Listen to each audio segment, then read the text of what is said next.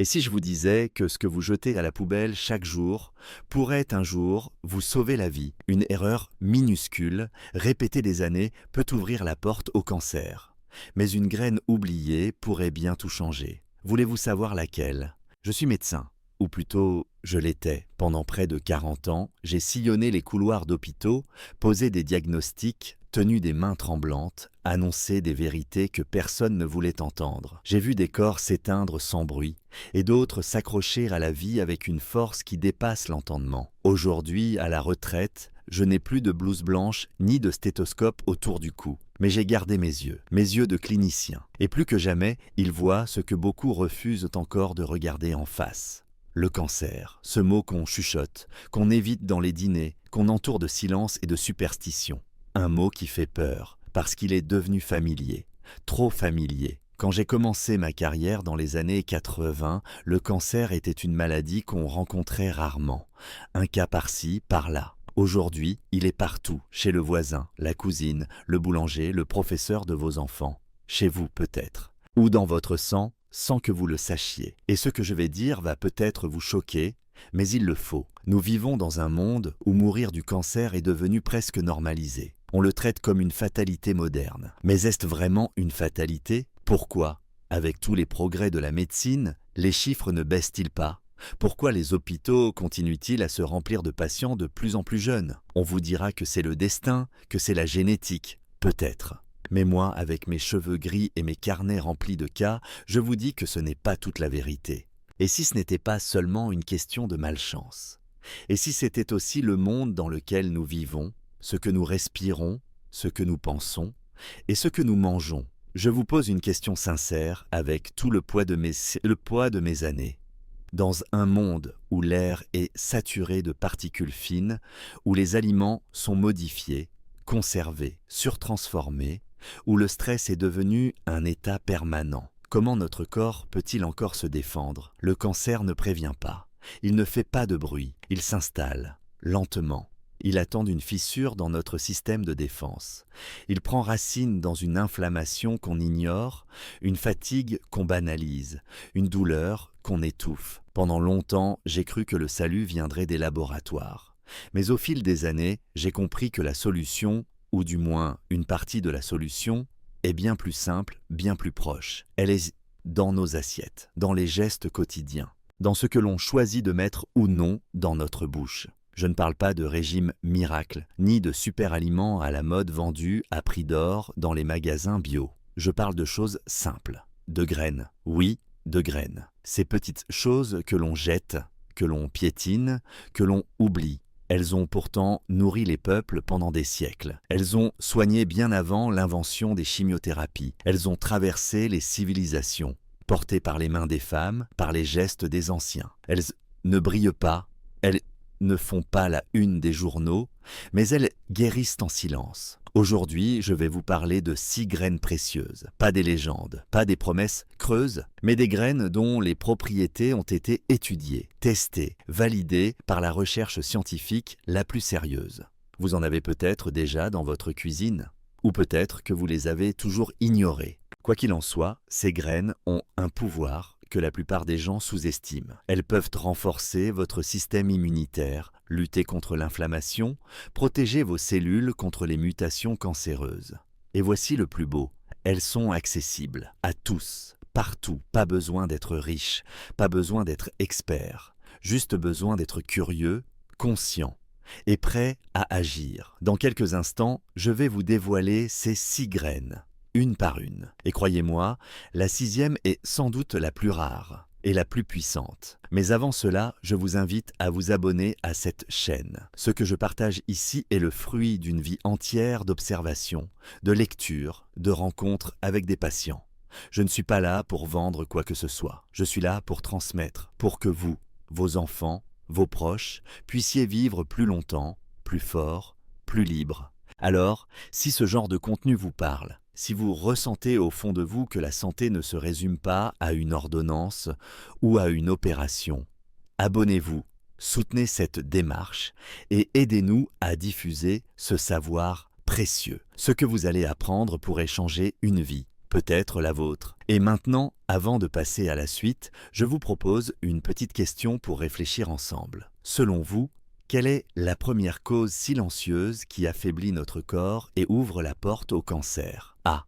Le stress chronique, ignoré et banalisé. B. Une alimentation moderne dépourvue de nutriments essentiels. Écrivez votre réponse en commentaire, A ou B, et dites-moi pourquoi. J'ai hâte de lire vos réflexions, nous avançons ensemble. Je suis le docteur Antoine Mercier, et ce que je vais vous dire ensuite pourrait bien tout changer. Si je prends aujourd'hui la parole, ce n'est pas pour prescrire, c'est pour transmettre. Car après des décennies à observer, à écouter, à traiter, j'ai appris une vérité que l'on ne vous dit presque jamais dans les amphithéâtres de médecine, ce n'est pas toujours le traitement qui guérit. Parfois, ce sont les fondations du corps lui-même. Parfois, ce sont les choix invisibles, répétitifs, quotidiens, ceux que nous faisons sans y penser, qui déterminent si la maladie s'installe ou recule. Vous voyez, lorsqu'on parle de prévention du cancer, la plupart des gens pensent aussitôt à l'hôpital, aux examens, aux résultats biologiques. Ils attendent des réponses complexes, techniques, chiffrées. Mais la vérité est que certaines réponses, les plus profondes, les plus puissantes, ne se trouvent pas dans les laboratoires. Elles se trouvent dans notre mémoire collective, dans ce que nos ancêtres savaient instinctivement.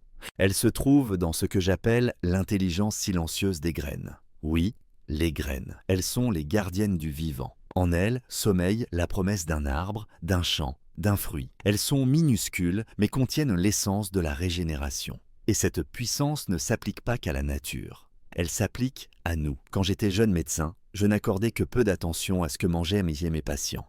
J'étais concentré sur les symptômes, les examens d'imagerie, les taux sanguins. Mais avec le temps, avec les échecs et les réussites, j'ai commencé à voir un schéma qui revenait. Les patients qui guérissaient mieux, plus vite, ou qui résistaient à la maladie, étaient presque toujours ceux dont l'alimentation soutenait le corps au lieu de l'encrasser. Et parmi les aliments les plus puissants que j'ai observés au fil des années, les graines tiennent une place à part, car elles ne sont pas de simples sources de calories. Elles sont des concentrés de vie, de minéraux essentiels, d'acides gras protecteurs, d'antioxydants, et surtout de composés phytochimiques que la science commence seulement à explorer, mais que les traditions anciennes utilisaient depuis longtemps. Je me souviens d'un patient algérien, Mustapha, qui m'avait raconté qu'enfant, sa grand-mère lui préparait une pâte noire à base de sésame, de graines de nigel et de miel dès qu'il tombait malade. À l'époque, je souriais poliment, sans y croire. Aujourd'hui, je comprends. Ces femmes-là ne lisaient pas les revues médicales,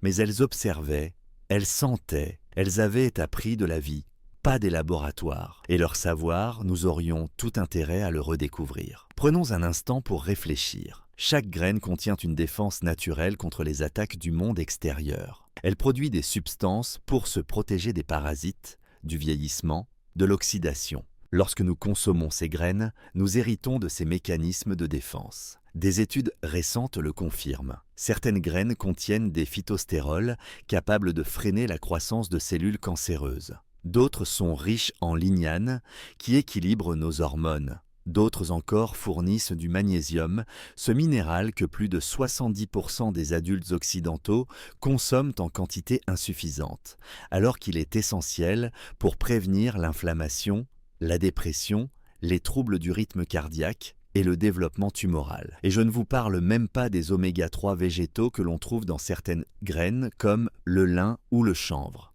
ou de la vitamine E, cette sentinelle antioxydante par excellence. Mais au-delà des chiffres, il y a autre chose, quelque chose que l'on oublie trop souvent, le lien entre la main et la bouche, entre le geste et la conscience. Quand vous prenez le temps de choisir vos graines, de les faire tremper, de les broyer, de les intégrer dans vos repas, vous posez un acte de soin, un acte de prévention, un acte d'amour pour votre propre corps. Ce n'est pas anodin, car aujourd'hui, nous vivons dans un monde où tout va vite, où l'alimentation est devenue fonctionnelle, pressée, souvent déconnectée. Revenir aux graines, c'est aussi revenir à un rythme plus respectueux de la vie. C'est ralentir, c'est écouter ce que notre organisme réclame, souvent en silence, souvent trop tard. Dans les consultations que je mène encore de temps en temps, bénévolement, dans une petite maison de santé près de Bordeaux, je commence toujours par poser cette question simple.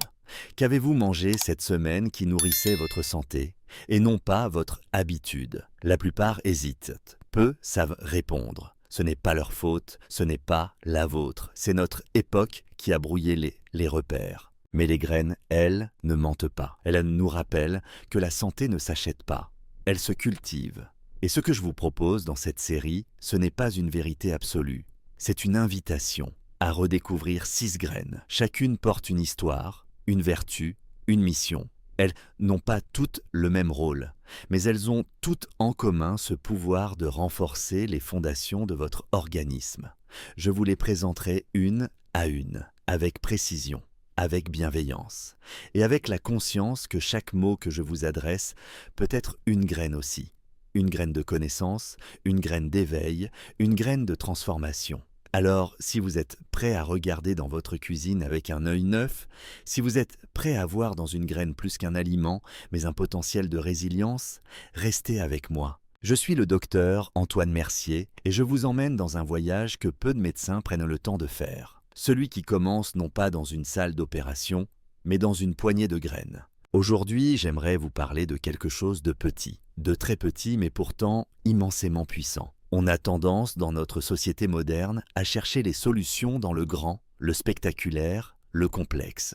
On attend des traitements révolutionnaires, des machines à la pointe, des médicaments au nom presque imprononçable. Mais la vie, elle, trouve souvent sa force dans la simplicité.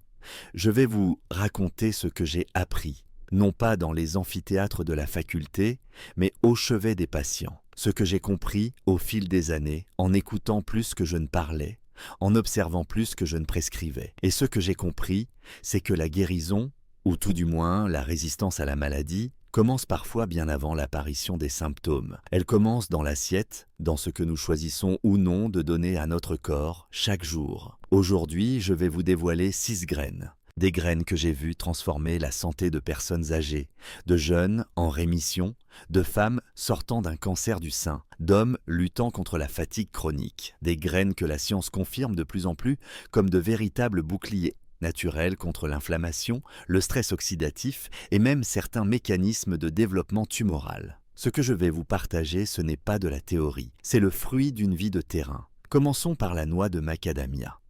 Un joyau d'Australie, souvent perçu comme une gourmandise, mais en réalité une arme nutritionnelle redoutable. Elle est riche en graisses monoinsaturées, les mêmes que celles que l'on retrouve dans l'huile d'olive. Ces graisses agissent comme un baume pour les parois cellulaires, elles les stabilisent, les protègent de l'inflammation chronique et surtout, elles nourrissent notre cerveau, nos hormones, notre cœur. Mais ce n'est pas tout. La noix de macadamia est également une excellente source de manganèse, un oligo-élément indispensable à l'activation de nos enzymes antioxydantes internes. Autrement dit, elle aide notre corps à se défendre de l'intérieur. À raison de quelques noix par jour, 6 à 10, pas plus, vous offrez à vos cellules un soutien silencieux mais efficace. J'ai vu des patients remplacer leurs biscuits industriels par une poignée de macadamia et voir leurs marqueurs inflammatoires chuter en quelques mois. Puis viennent les graines de pastèque rouges, celles que beaucoup jettent sans réfléchir. Et pourtant, elles sont parmi les plus riches en lycopène, cet antioxydant rouge qui donne sa couleur à la tomate, mais en quantité bien plus élevée. Le lycopène est un protecteur reconnu contre les dommages cellulaires causés par les radicaux libres. Il agit comme un gardien, empêchant les mutations de l'ADN. Ce que j'ai découvert, c'est que ces graines sont aussi riches en zinc, en magnésium et en vitamine E, une combinaison parfaite pour soutenir l'immunité, calmer l'inflammation silencieuse et favoriser la réparation tissulaire. Lorsqu'elles sont trempées, légèrement toastées, puis ajoutées à des salades ou des soupes, elles deviennent à la fois savoureuses et thérapeutiques. La 3e graine, le millet, ou mil, comme on l'appelle dans certaines régions du monde, est probablement la plus méconnue et la plus sous-estimée. Dans les campagnes du sud-ouest, j'ai vu des anciens l'utiliser comme base de leur alimentation. Ce n'était pas par mode, mais par bon sens. Ce grain contient des polyphénols puissants, capables de moduler l'activité des cellules et de ralentir certains processus précancéreux. Des études ont même montré des effets potentiels sur la réduction du risque de cancer du côlon et du sein. Mais le millet, c'est aussi une source remarquable de magnésium. Ce minéral que notre société moderne a quasiment oublié. Le magnésium, c'est le minéral du relâchement, du retour à l'équilibre. Il régule le rythme cardiaque, calme le système nerveux et réduit l'acidité tissulaire. Quand on remplace le riz blanc ou les pâtes par du millet 1 ou 2 fois par semaine, on initie un changement profond, imperceptible à l'œil nu, mais réel dans le métabolisme. La 4e graine, celle que j'utilise moi-même chaque matin, ce sont les graines de sésame. Elles sont minuscules, mais leur densité nutritionnelle est presque insolente. Du calcium, plus que dans le lait, eh bien plus assimilable. Du magnésium, du zinc, du cuivre et surtout 2 lignanes exceptionnelles, la sésamine et la sésamol. Ces 2 composés ont montré, dans des études rigoureuses, leur capacité à freiner la prolifération de cellules tumorales, notamment dans le côlon et les tissus mammaires. Mais ce qui me touche, avec le sésame, c'est qu'il est profondément ancré dans les cultures méditerranéennes et orientales. Il relie la santé à la mémoire, au geste, à la recette transmise. Un tahini maison, une cuillère dans une soupe, un filet sur une tartine, ce sont des gestes simples, mais puissants. Les amandes, quant à elles, ne sont pas seulement des encas. Elles sont, à mes yeux, une vraie multivitamine naturelle. Leur richesse en vitamine E, une des plus puissantes vitamines antioxydantes, en fait un allié contre le vieillissement cellulaire. Mais ce que l'on oublie souvent, c'est leur teneur en polyphénol, en flavonoïdes et en magnésium. J'ai vu des personnes stressées, anxieuses, retrouver un meilleur sommeil et un équilibre hormonal plus stable en intégrant simplement une poignée d'amandes trempées dans leur routine. Pourquoi tremper? Parce que ce geste ancestral neutralise l'acide phytique et libère la biodisponibilité des minéraux. Et enfin, les graines de courge, trop souvent négligées. Pourtant, ce sont des mines d'or pour la santé de la prostate, du côlon et du système immunitaire, riches en zinc, en phytostérol, en vitamine E, elles jouent un rôle essentiel dans la protection de l'ADN et dans la modulation de la réponse inflammatoire. Chez les hommes de plus de 50 ans, elles devraient être une habitude alimentaire, comme on prendrait un verre d'eau le matin, cru, légèrement grillé, moulu dans un smoothie ou une soupe. Elles s'adaptent à toutes les cuisines. Vous voyez, ces 6 graines ne sont pas là pour remplacer un traitement, ni pour vendre du rêve. Elles sont là pour rappeler que la nature n'a pas besoin de beaucoup pour faire beaucoup. Elles sont là pour vous donner les outils que votre corps attendait peut-être depuis longtemps. Je suis médecin. Et si aujourd'hui, je prends le temps de vous parler de ces graines, ce n'est pas par nostalgie ou par poésie. C'est parce que je crois de tout mon être qu'elles peuvent changer le cours d'une vie. Peut-être pas en un jour, mais en un mois, en un an, en une décennie. Parce que chaque graine que vous choisissez de manger est une promesse de mieux vieillir, de mieux résister et surtout de mieux vivre. Quand je repense à toutes ces années passées au chevet des malades, une chose me frappe avec une évidence nouvelle. Ce n'est pas toujours ce que l'on mange qui compte le plus, mais comment on le mange. Dans un monde où l'information circule à toute vitesse, où chacun parle de super aliments, de régimes miracles ou d'antioxydants, on oublie trop souvent un détail essentiel, l'assimilation. Car un aliment, aussi riche soit-il, ne servira à rien s'il n'est pas correctement préparé, absorbé et utilisé par le corps. Je l'ai vu tant de fois. Des patients de bonne volonté, motivés, décidés à mieux manger, à changer leurs habitudes. Ils achetaient des graines, lisaient les étiquettes, suivaient des conseils trouvés sur Internet. Et pourtant, rien ne changeait. Pas d'amélioration visible, pas de regain d'énergie, pas de diminution des douleurs ou de l'inflammation. Alors ils finissaient par abandonner, convaincus que ça ne marche pas sur eux. Mais la vérité, c'est qu'ils ne faisaient qu'une partie du chemin. Ce que j'ai appris, parfois bien tard dans ma carrière, c'est que la préparation est aussi importante que l'ingrédient lui-même, que notre système digestif, surtout après 50 ans, n'a plus la même puissance, la même acidité gastrique, la même efficacité. Il faut donc l'aider, l'accompagner, comme on le ferait avec une plante fragile qu'on veut voir refleurir. Prenons un exemple simple. Les graines, toutes saines et puissantes qu'elles possèdent pour la plupart une protection naturelle, une enveloppe qui les rend résistantes à la digestion. C'est un mécanisme de défense utile dans la nature, mais un véritable obstacle pour notre tube digestif. À l'intérieur, elle regorge de trésors, mais encore faut-il pouvoir y accéder. C'est là qu'intervient la préparation douce. L'une des méthodes les plus simples, mais aussi les plus oubliées, consiste à tremper les graines dans de l'eau eau tiède pendant quelques demi-heures. Ce geste ancestral, utilisé depuis toujours en Inde, en Afrique, au Moyen-Orient, a pour effet de réveiller la graine. Elle sort de sa dormance, commence à libérer ses enzymes, à ramollir son enveloppe. Résultat, les minéraux deviennent plus accessibles. Les antinutriments comme l'acide phytique sont réduits, la digestion est facilitée. Et croyez-moi, pour une personne âgée, cela fait toute la différence.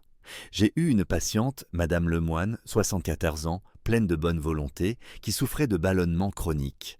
Elle consommait tous les jours des graines de lin, pensant bien faire. Mais elle les avalait telles quelles, sans les broyer, sans les tremper. Résultat, elle traversait son système sans rien apporter. Ce n'est qu'en lui apprenant à les moudre finement au mortier, juste avant de les ajouter à ses compotes ou ses potages, qu'elle a vu un véritable mieux-être. En quelques semaines, son transit s'est régulé. Sa fatigue a diminué. Ce n'était pas de la magie. C'était simplement de la logique physiologique. Autre point crucial, la température de cuisson. Beaucoup, dans l'enthousiasme, font griller leurs graines à haute température, pensant améliorer le goût. Mais c'est une erreur. Les vitamines les plus précieuses, comme la vitamine E, sont thermosensibles. Une chaleur excessive les détruit. Les acides gras insaturés, si bénéfiques pour le cœur et le cerveau, deviennent instables et peuvent même devenir nocifs si la cuisson est trop forte. Je recommande donc toujours une torréfaction légère. À feu doux, pas plus de 150 à 160 degrés pendant 8 à 10 minutes maximum. Ce laps de temps suffit à développer les arômes, à réduire les substances irritantes, tout en préservant l'essentiel des bienfaits. Et le parfum qui s'en dégage suffit souvent à éveiller l'appétit des plus réticents. Mais la préparation ne s'arrête pas là. Il existe une synergie trop peu connue, mais extrêmement puissante, celle entre les graines et la vitamine C. Peu de gens savent que la vitamine C augmente considérablement l'absorption de certains minéraux contenus dans les graines, notamment le fer et le zinc. Associer une poignée de graines de courge à quelques gouttes de citron frais ou saupoudrer des graines de sésame sur une salade d'orange ou de kiwi permet d'en multiplier les effets protecteurs. Ce sont des petits gestes, mais qui, répétés, transforment une simple alimentation en stratégie de longévité. Pour ceux qui ont un système digestif plus fragile, je conseille aussi de préparer des poudres de graines maison, à base de graines moulues finement et mélangées à des épices comme le curcuma ou la cannelle. Cela peut être intégré dans un yaourt, une compote ou même une soupe. Ces mélanges sont non seulement plus digestes, mais offrent une concentration d'éléments actifs bien supérieure à celle d'un comprimé ou d'un complément industriel. Et puis, il y a les barres énergétiques maison que je recommande souvent à mes petits-enfants. Un mélange de graines de courge, de sésame moulu, d'avoine, de miel ou de purée d'amande. On mélange, on compacte, on met au frais. En 30 minutes, on obtient une collation riche, équilibrée, sans sucre raffiné, sans conservateur, pleine de texture et de goût. Une façon simple d'apporter du soutien au corps, tout en se faisant plaisir. Vous voyez, tout cela n'est pas compliqué. Cela ne demande pas d'argent, ni d'outils sophistiqués. Cela demande de l'attention. Une attention que l'on a perdue dans un monde qui va trop vite. Et pourtant, c'est cette attention-là, ce soin dans les gestes, ce respect de la matière vivante, qui fait la différence. Je suis médecin. Et si je prends le temps aujourd'hui de vous parler de cuisson douce, de trempage, d'associations alimentaires, ce n'est pas pour remplir un livre de recettes. C'est parce que je crois profondément qu'une graine mal préparée, c'est un potentiel gâché. Et qu'à l'inverse, une graine bien traitée, bien accueillie, peut devenir un véritable médicament naturel, au quotidien. Ne laissez pas vos efforts s'éteindre dans l'oubli. Apprenez à écouter les rythmes du corps. Offrez-lui des aliments vivants, préparés avec intelligence et respect. Il saura vous le rendre. Pas forcément du jour au lendemain, mais dans la durée, dans la stabilité retrouvée, dans l'énergie qui revient, dans la clarté du matin. Et si vous en doutiez encore, rappelez-vous ceci. La santé n'est pas une question de chance, c'est une question de choix. Choix de ce que l'on mange, choix de comment on le mange, choix de ce que l'on décide de changer aujourd'hui. Aujourd'hui, j'aimerais vous parler non pas d'un organe, ni d'un symptôme, ni même d'un protocole médical, mais de ce qui, à mes yeux, donne sens à tout le reste, l'espérance. Parce qu'au fond, qu'est-ce qui nous fait chercher la santé, si ce n'est ce désir de continuer à vivre, à aimer, à transmettre, à se lever le matin sans douleur, sans peur, avec cette sensation paisible que le corps tient bon. Ce que je vais vous dire maintenant n'est pas un conseil médical au sens classique, c'est une invitation plus profonde, plus intime, une parole de médecin, mais surtout de témoin. Témoin d'innombrables existences, de regards inquiets, de silence avant une annonce, de mains serrées, de larmes retenues. J'ai vu des patients affronter des diagnostics lourds avec courage. J'en ai vu d'autres s'effondrer à la première échographie suspecte. Ce qui faisait la différence n'était pas toujours l'état de leur corps, mais l'état de leur esprit. Et c'est là que la prévention prend tout son sens. Non pas comme une stratégie défensive, mais comme un choix actif de protection. Une posture de vigilance bienveillante envers soi-même. Une forme de responsabilité joyeuse. Car lorsque l'on comprend que chaque geste compte, que chaque bouchée, chaque habitude, chaque graine a un impact, alors on reprend le pouvoir. Et cela change tout. Je vous ai parlé, c'est ça. Il allait parler, dans les précédentes pages de ce récit, des graines, de leur richesse, de leur puissance. Je vous ai montré comment les consommer, comment les préparer. Mais maintenant, je veux vous parler de ce que cela signifie vraiment, ce que cela révèle de vous. Car choisir d'ajouter chaque jour une poignée de graines dans son alimentation, ce n'est pas seulement un acte nutritionnel, c'est un acte symbolique, c'est dire à son corps « je t'écoute, je prends soin de toi, je ne te considère pas comme acquis ». C'est une manière de renouer avec la sagesse du vivant, de sortir de la logique du tout de suite, du « je répare quand c'est cassé ». C'est la logique du jardinier, de celui qui plante aujourd'hui, sachant que les fruits ne viendront que demain. J'ai vu des patients profondément transformés par ce changement d'état d'esprit. Je pense à Elisabeth, 62 ans, ancienne infirmière, en rémission d'un cancer du sein. Elle m'a dit un jour « Docteur, avant, je mangeais pour combler. Maintenant, je mange pour construire. » Et cette phrase, je la garde en moi comme une vérité puissante.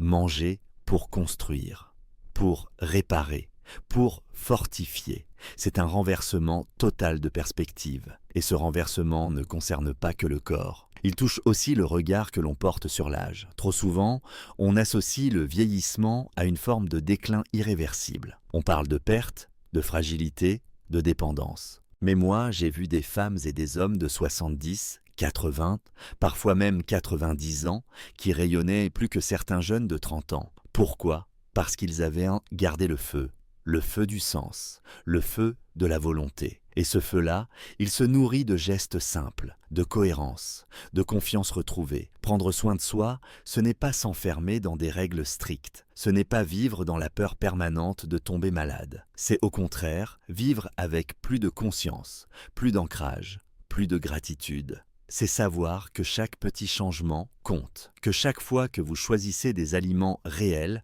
non transformés, chaque fois que vous tournez le dos à la facilité industrielle, vous dites oui à votre avenir. Et les graines, dans tout cela, deviennent des alliés de long terme. Elles sont là, discrètes, patientes, fidèles. Elles ne font pas de bruit, ne brillent pas dans les rayons, mais elles travaillent en profondeur, dans vos cellules, dans vos nerfs, dans vos hormones, dans votre microbiote. Ce ne sont pas des promesses marketing, ce sont des partenaires de résilience. Alors oui, je vous le dis en toute sincérité, s'il y a une chose que je souhaite laisser aux générations futures, ce n'est pas seulement un savoir médical, c'est cette conscience, ce lien entre le minuscule et le fondamental, entre la graine et la vie. Car en choisissant de nourrir votre corps avec intelligence, vous faites plus que prévenir le cancer. Vous choisissez de vous inscrire dans la durée, d'honorer la vie qui vous habite, de transmettre par l'exemple à ceux qui vous entourent. Je suis médecin et je sais que nous ne contrôlons pas tout, qu'il y a des maladies fulgurantes, des fatalités cruelles. Mais je sais aussi que, dans la grande majorité des cas, ce que nous faisons chaque jour a bien plus d'impact que ce que nous faisons en urgence. Et que les petites choses, répétées avec constance, finissent par sculpter un destin. Alors que vous soyez jeune ou âgé, en bonne santé ou en convalescence, peu importe. Ce qui compte, c'est ce que vous décidez aujourd'hui, ce que vous choisissez de faire dès demain matin. Une poignée de graines, un bol de millet, une cuillère de sésame, une goutte de citron. Ce sont peut-être des gestes minuscules, mais ils sont, je vous l'assure, pleins d'avenir. Prenez soin de vous, pas dans la peur, mais dans la joie d'aimer ce corps qui vous porte, ce corps qui vous parle, et qui, si vous savez l'écouter, saura vous remercier longtemps. Nous arrivons à la fin de ce voyage, un voyage qui, je l'espère, aura semé en vous bien plus que des informations. Un regard neuf, une conscience renouvelée. En tant que médecin, je sais que les mots ne guérissent pas toujours, mais parfois ils éveillent. Et s'ils ont éveillé en vous une envie de changer, même légère, alors ce moment passé ensemble n'aura pas été vain. Je vous ai parlé des graines, de leur pouvoir silencieux mais profond, de leur capacité à renforcer, protéger, prévenir. Mais au fond, ce que je vous ai partagé va bien au-delà de l'alimentation. C'est une philosophie de vie. C'est l'idée que les grandes transformations naissent des petits gestes répétés, des choix simples, des décisions discrètes mais cohérentes. Ce que j'ai vu au fil des années, c'est que la santé ne se joue pas uniquement dans les salles d'attente ou sur les tables d'opération. Elle se joue dans les cuisines, dans les marchés, dans les mains qui préparent, dans les cœurs qui décident d'aimer leur propre corps. Elle se joue dans le respect du vivant, dans l'écoute de ses besoins réels, dans la patience face au temps. Les graines dont je vous ai parlé ne sont pas magiques. Elles ne remplaceront jamais une thérapie adaptée ou un suivi médical rigoureux. Mais elles sont un soutien, un ancrage, une base solide sur laquelle construire une vie plus stable, plus fluide, plus résistante. Elles incarnent cette médecine douce que trop peu de gens considèrent encore à sa juste valeur, celle qui évite que le corps ne tombe avant même qu'il ait besoin d'être relevé. J'ai voulu, en vous partageant ces connaissances, vous transmettre ce que la vie m'a appris avec douceur, mais aussi parfois dans la douleur. Aujourd'hui, à mon âge, je ne cours plus derrière les certitudes. J'embrasse les évidences simples. Et l'une d'elles est celle-ci. Le futur se construit dans l'instant. Ce que vous choisirez de faire ce soir, demain matin, la semaine prochaine, ce sera la base de votre état de santé dans 1, 5, 10 ans. Alors je vous le demande, non pas comme un médecin, mais comme un homme qui croit encore aux vertus du partage. Reprenez le pouvoir sur votre santé.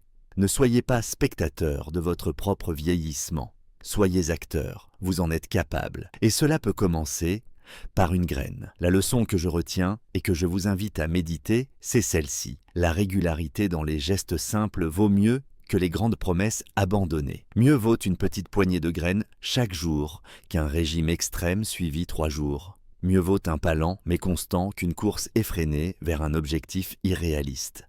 Intégrez, adaptez, ressentez, soyez doux avec vous-même, mais soyez aussi déterminés. Et pour que ce message continue à vivre au-delà de ces mots, je vous pose une question simple. Parmi toutes les graines dont nous avons parlé, laquelle vous attire le plus pour commencer et pourquoi? A. Les graines de courge pour soutenir la prostate ou l'immunité. B. Les graines de sésame pour fortifier les os et équilibrer les hormones. Merci de partager votre réponse en commentaire. Vos mots nourrissent cette communauté et permettent à d'autres d'apprendre aussi par l'échange. Je lirai chacun de vos messages avec attention et bienveillance.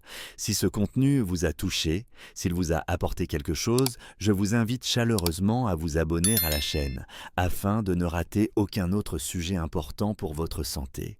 Et si vous le souhaitez, vous pouvez aussi faire un petit don pour soutenir ce travail, peu importe le montant. Même un geste symbolique est une manière de dire « Continuez, on a besoin de ça ». Je suis un vieux médecin, mais tant que mes mains écrivent encore, tant que ma voix peut porter, je continuerai à vous transmettre ce que j'ai appris. à condition que vous soyez là pour écouter. Merci du fond du cœur. Et surtout, prenez soin de vous, vraiment.